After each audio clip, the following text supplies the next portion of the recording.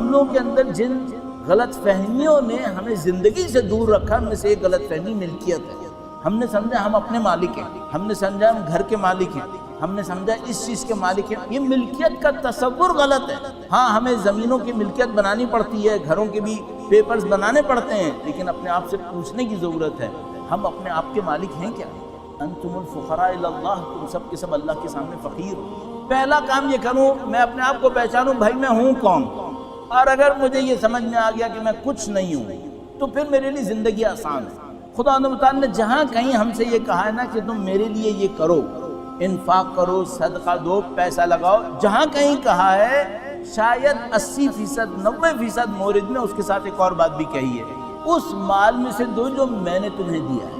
سب سے پہلے وہ کیا چاہتا ہے؟ تم ملکیت کا تصور مٹاؤ، یہ تمہاری خام خیالی ہے، تم مالک نہیں ہو، تم فقیر ہو۔ کاش میں اپنی زندگی میں اس کے اوپر جد و جہد کروں، مجھے یہ سمجھ میں آ جائے کہ میں مالک نہیں ہوں، مالک خدا ہے۔ جس دن یہ مجھے سمجھ میں آ گیا نا، میرے لیے بہت آسان ہے، صبح کو اٹھ کے فجر کی نماز بھی پڑھوں گا، نماز شب بھی پڑھوں گا، صدقے بھی کروں گا، اللہ کے لیے جان بھی دوں گا۔ جب مجھے یہ سمجھ میں آ گیا میں اپنا مالک نہیں ہوں، میرا مالک خدا ہے، جس دن مجھے یہ سمجھ میں آ گیا میری مشکل حل ہے۔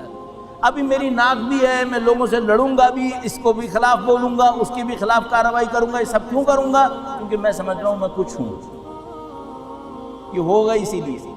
جب تک ہم مالک ہیں نا تو دنیا کے اوپر 7 ارب مالک رہ رہے ہیں، اور جب ہم سمجھنے نہیں خدا مالک ہے تو زمین پہ صرف ایک مالک ہے، وہ خدا ہے، باقی سب غلام، سب غلام۔ یہ ملکیت کا جو تصور ہمارے دماغوں کے اندر آیا ہوا ہے، یہ وہ دنیا کا دھوکہ ہے جس کے لیے کہا ہے یہ دنیا دار غرور ہے۔ دنیا کے بڑے دھوکوں میں سے ایک دھوکہ یہ ہمیں یہ سمجھاتی ہے ہم مالک ہیں۔ ہم مالک ہیں کہاں؟ ہم کسی چیز کے مالک نہیں ہیں، ہم زیادہ سے زیادہ بھی ہوئے امانت دار ہیں، اس سے زیادہ نہیں ہیں، وہ بھی اس فرض پر کہ ہوں، یہ بھی ایک مشکل ہے۔ دیکھیے ہمارے پاس کتنی روایت ہیں، ایک لہجہ سوچنا 70 سال کی عبادت سے بہتر ہے۔ کیا سوچوں؟ مجھے یاد ہے میں قوم مقدسہ میں ایک دن روضے طاہرہ کے اوپر حاضر ہوا، وہاں پہ بیٹھا، میرے ذہن میں آیا ایک لہجہ سوچنا 70 سال کی عبادت سے بہتر ہے۔ میں زری کے سامنے ایک کونے میں بیٹھ گیا کہ اب میں وہ سوچوں گا جو 70 سال کی عبادت سے بہتر ہوگا۔ تو میرے دماغ میں آیا سوچوں کیا سوچوں؟ اس زمانے میں عربی ادبیات پڑھ رہا تھا تو میں نے سوچا یہ میں سوچوں کہ عربی میں فلاں صیغہ کیا ہوتا ہے، یہ 70 سال کی عبادت سے بہتر ہے۔ کیا سوچوں 70 سال کی عبادت سے بہتر ہے؟ یہ سوچوں کہ میں ہوں کون۔ من عرف نفسہ فقد عرف ربہ، جس نے اپنے نفس کو پہچانا اس نے رب کو پہچانا۔ کیا پہچانوں اپنے نفس کے اندر؟ کہ میں فقیر ہوں۔ انتم الفقراء الی اللہ واللہ هو الغنی الحمید۔